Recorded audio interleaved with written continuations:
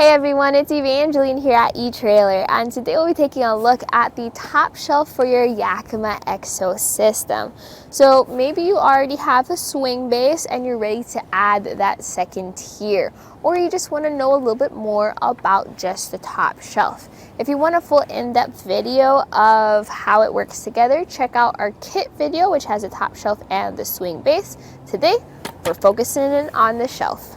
So main thing about the top shelf is I personally think the Yakima EXO system is really only worth it with the top shelf. Yes, the swing base is helpful because it can swing things away, you can put things back in, you have all of that versatility, but the two levels for your cargo system is awesome because then you can have a bike rack up top and a cargo box on the bottom. And the EXO system is designed to be modular, where you mix and match your different accessories, so the top shelf really just brings it all together. And when you add that top shelf, things change, and not just for how many things you can put on there, but also the weight capacity of your whole system. For example, with our Gear Warrior, if you did not have the top shelf installed and you had the Gear Warrior on the swing base, you have a 250-pound cargo capacity. But the moment you install that top shelf, that capacity drops down to 110 pounds. And if you put this on the top shelf, you then have an 80-pound cargo capacity. So the amount of cargo you can actually carry depends where on your EXO system you have your accessory and if you have the top shelf or not. But other than that, it all works the same way. You have the track system up top with the cleats that hold on to your accessories. You have the same style locking speed knobs where you turn in different tabs once you have your accessories in to secure it.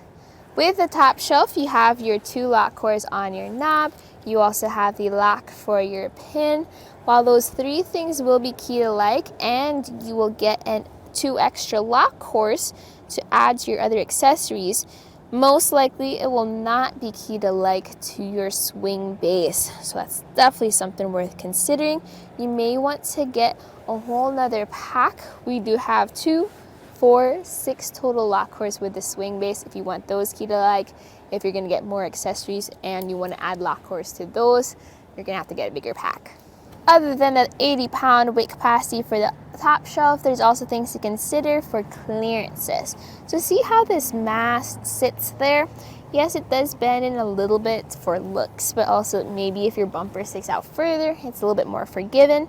Now this sits the same distance away from your hitch pin hole as the swing base does. So if your swing base fits, your top shelf will fit. But if you have things like a spare tire or a larger bumper, know that this sits 9 inches away from the center of your hitch pin hole. For vehicles like SUVs, their measurement for where the top shelf sits won't be as important. But what if you have a camper shell on your truck or you have a van? Now, if you have something like the bike rack, you may be concerned about the distance from the top shelf to the back of your vehicle. Solution is you can actually move the top shelf out. It's a little bit of a process though. So you're going to remove 2 bolts. Those are underneath your top shelf track, and then you can slide out the entire top shelf 8 inches away. That's really the only stopping point. There's no in between. Make sure you're going to do it for both. So this is the spot where you remove those 2 bolts, and you're going to find them right there on the cleats of your top shelf. So the tools I use is a 13mm socket as well as a 5mm Allen wrench.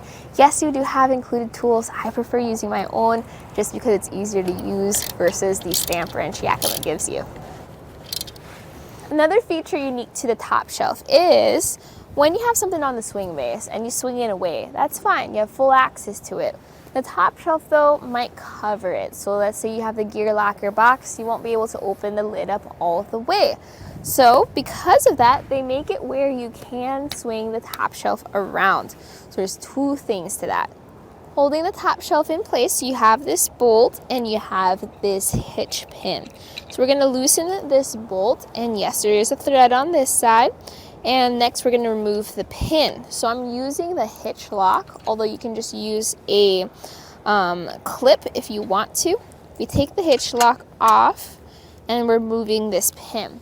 Once those are out of the way, you can then swing your whole top shelf a full 180 degrees. If you're gonna leave it in this configuration, pop that pin in. If you're gonna leave it here for a long time, don't forget to put the bolt back in. Now for removing the top shelf or for installing it, it's a very similar process. Now please use the included tool because you have 3 bolts here. And yes, they have hex heads, so you can use an Allen wrench. But you have to use this special Yakima Allen wrench because it has a hole in the middle. So there's these 2 bolts up front, and then there's gonna be a 3rd bolt on this side. So loosen those.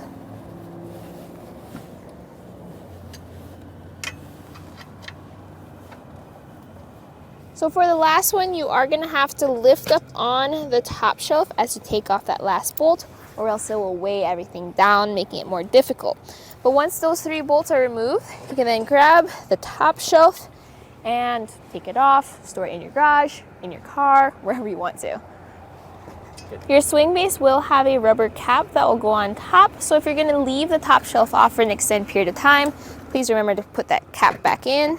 I also just recommend leaving the top shelf on your swing base just because it's easier that way. And the whole thing is pretty heavy, so it may be a little difficult to take it off and on and put it back on again. So that was a quick overview on the specs and the measurements and the weight capacity of the top shelf.